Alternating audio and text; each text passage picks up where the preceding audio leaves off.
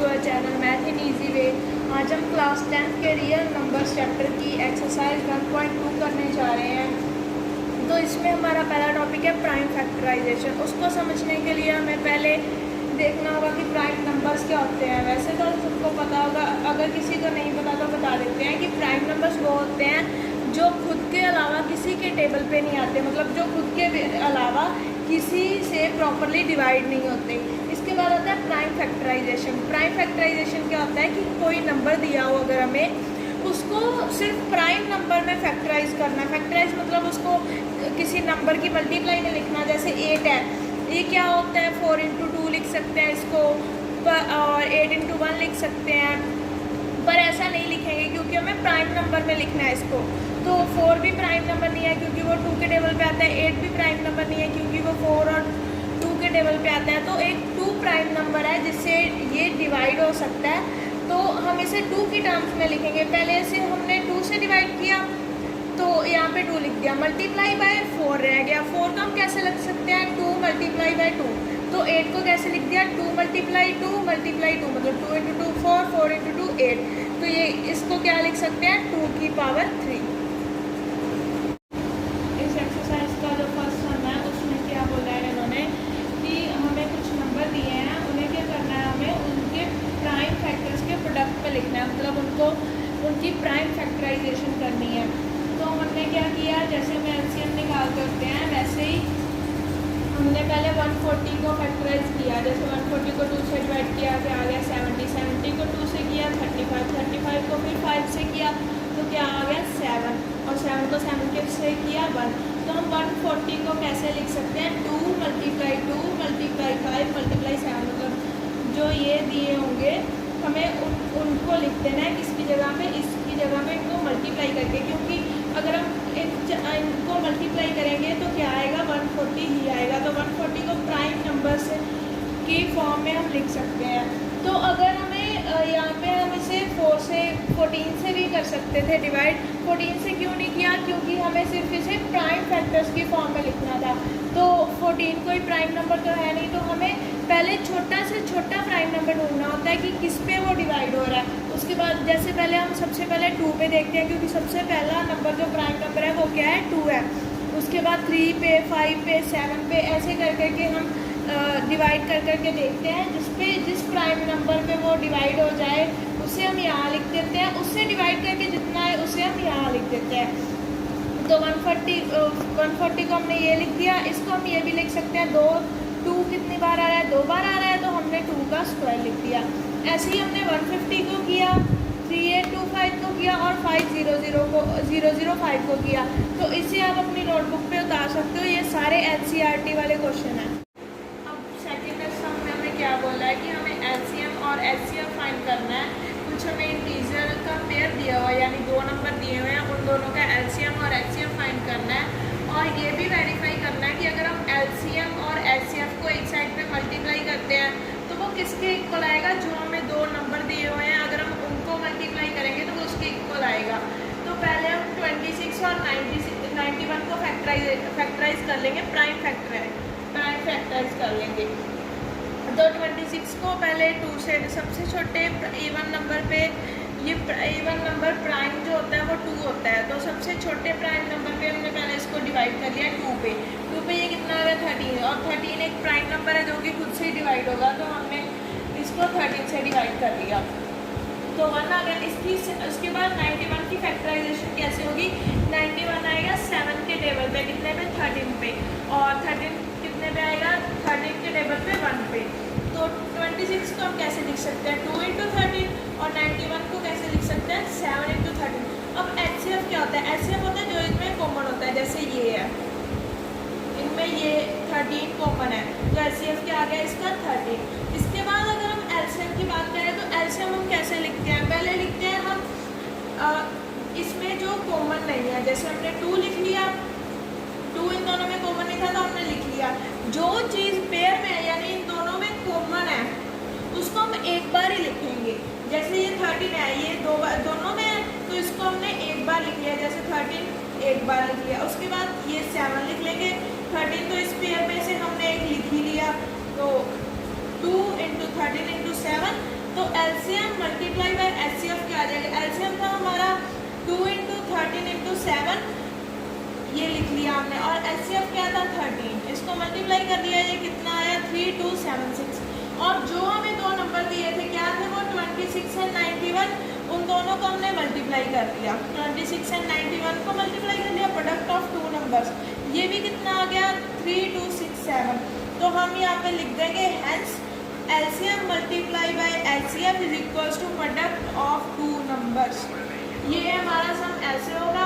इस बॉक्स में 3 सम्स है, इसका जो सेकंड पार्ट है वो आपको खुद को ट्राई करना है, और थर्ड पार्ट आप यहाँ से नोट कर सकते हो। अब इस एक्सरसाइज का जो फोर्थ सम है उसमें हमें क्या बोला है कि हमें दो नंबरों का एचसीएफ दिया है, किन किन चीज़ों का दिया है 306 और 657 का जो एचसीएफ है वो क्या है 9।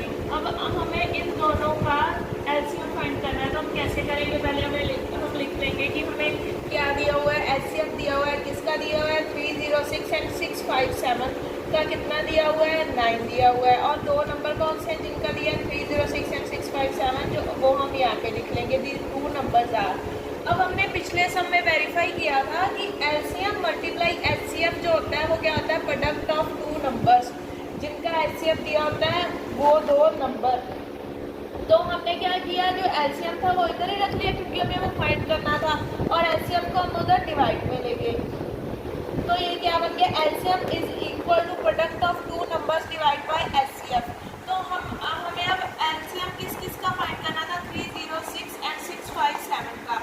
तो हमने क्या किया, प्रोडक्ट ऑफ टू नंबर्स की जगह पे इनकी मल्टीप्लाई लिख दी, इन दोनों का प्रोडक्ट कर दिया, डिवाइड बाय एचसीएफ कितना था 9। अब 9 के टेबल पे 657 कितने पे आता है 73 पे, तो हमने इसे कैंसिल आउट कर दिया। तो उसके बाद हमने क्या किया कि 306 को 73 से मल्टीप्लाई कर दिया इसका एलसीएम फाइंड करने के लिए। तो एलसीएम कितना आ गया, इन दोनों की मल्टीप्लाई कर दोगे तो आपको एलसीएम मिल जाएगा। अब हम इस एक्सरसाइज का फिफ्थ सम करेंगे, जो कि है कि check whether 6 raised to power n can end with a 0 for any natural number n। मतलब इन्होंने कहा है कि 6 को हम कितनी बार मल्टीप्लाई करें कि उसका जो आंसर है ना उसके एंड में 0 आ जाए। तो वो कभी पॉसिबल होगा जब उसमें, उसको हम कैसे कर सकते हैं, 2 × 3 है, तो 2 को जब हम 5 से मल्टीप्लाई करेंगे तभी 0 वाला आंसर आएगा। चाहे कितनी बार ही 2 × 3 2 × 3 कर लो तब तक वो नहीं आएगा। तो इसका आंसर क्या आएगा कि 6 raised to power n तभी मतलब 0 से एंड हो सकता है जबकि उसके फैक्टराइजेशन में क्या हो 5 हो, ताकि 5 और 2 मिलके 10 बना दें, तो वो किसी भी लेटर से मल्टीप्लाई होके 0 से एंड हो जाए। तो इसमें 6 की फैक्टराइजेशन क्या है 2 × 3, तो इसमें ये पॉसिबल नहीं है। इसके बाद जो 6th सम है उसमें इन्होंने पूछा है कि जो 7 × 11 × 13 + 13 जो है वो नंबर, और 7 × 6 × 5 × 4 × 3 × 2 + 1 + 5 ये दोनों कॉम्पोजिट नंबर हैं, क्यों है। तो पहले तो कॉम्पोजिट नंबर क्या होते हैं, कॉम्पोजिट नंबर होते हैं कि जिनके 2 से ज़्यादा फैक्टर बन सके, मतलब एक तो उनको 1 से मल्टीप्लाई कर सकते हैं और 1 के बिना भी वो किसी पे मल्टीपल हो सकें, मतलब जो प्राइम नंबर्स नहीं होते मेनली, जो किसी और के टेबल पे भी आ सकते हैं। तो इन्होंने क्या किया है, हमें इसे सॉल्व करके नहीं दिखाना कि ये प्राइम नंबर नहीं है। तो हमने क्या किया कि पहले जो हमें नंबर दिया था वो लिख लिया, उसमें से देखो अब ये मल्टीप्लाई वाले हैं ना, इसमें भी 13 है, और प्लस वाला जो दूसरा पार्ट है उसमें भी 13 है। तो हमने 13 कॉमन निकाल लिया, क्या बच गया 7 × 11 + 1, तो 13 कॉमन निकाल के 7 × 11 क्या बन गया 77 + 1 वैसे ही आ गया। तो अब क्या हो गया, एक तो 13 × 1 लिख सकते हैं इसको, और इसको किसकी मल्टीप्लाई में लिख सकते हैं 77 + 1 की मल्टीप्लाई में भी लिख सकते हैं। तो ये क्या हो गया कॉम्पोजिट नंबर, मतलब जिसको किसी की मल्टीप्लाई में लिख सकते हैं, जिसके 2 या 2 से ज़्यादा फैक्टर बनते हैं। तो ऐसे ही हम सेकंड नंबर को प्रूव कर देंगे, ये आप देख सकते हैं, इसको नोट कर लेना। अब 7th सम में इन्होंने क्या पूछा है कि एक सर्कुलर पाथ है, there is a circular path around a sports field, किसी स्पोर्ट्स फील्ड के अराउंड है। तो जो सोनिया है वो कितने मिनट लेती है, वो 18 मिनट्स लेती है उसको ट्रैक के आसपास वो जैसे बोलते हैं ना कि ट्रैक को पूरा करने में, ट्रैक के आसपास दौड़ने में, मतलब जहाँ से वो दौड़ी थी दोबारा उसी पर आने में कितने मिनट लेती है, वो 18 मिनट। और वहीं रावी है, वो कितने मिनट लेती है, 12 मिनट्स। उस राउंड को पूरा करने के लिए वो कितने मिनट लेती है, 12 मिनट्स। तो हमें सपोज क्या करना है कि दोनों एक ही जगह से स्टार्ट करते हैं दौड़ना, एक ही डायरेक्शन में। जैसे यहाँ से स्टार्ट किया उन्होंने, यहाँ पे घूम के आना उन्होंने दोबारा, तो वो यहीं पे आके कितने मिनट्स बाद मिलेंगे। मतलब वो तो 18 मिनट्स में पूरा कर लेती है, वो यहाँ से पहले चली जाएगी, सॉरी लेट जाएगी। वो जो 18 मिनट वाली है, जो 12 मिनट वाली है वो देर से पहले आ जाएगी। वो तो क्या होगा कि वो कब मिलेंगे, कब मिलेंगे, वो हमें क्या करना पड़ेगा, इसका एलसीएम निकालना पड़ेगा। एलसीएम निकालेंगे हम, 18 को फैक्टराइज करेंगे, 3 × 3 × 2 आ जाएगा। वैसे ही ऐसे एलसीएम वाले मेथड से 18 को जैसे हमने 2 पे डिवाइड किया 9 आ गया, इसको 3 पे, फिर 3 पे, ऐसे करके। ऐसे ही हमने 12 को फैक्टराइज कर लिया।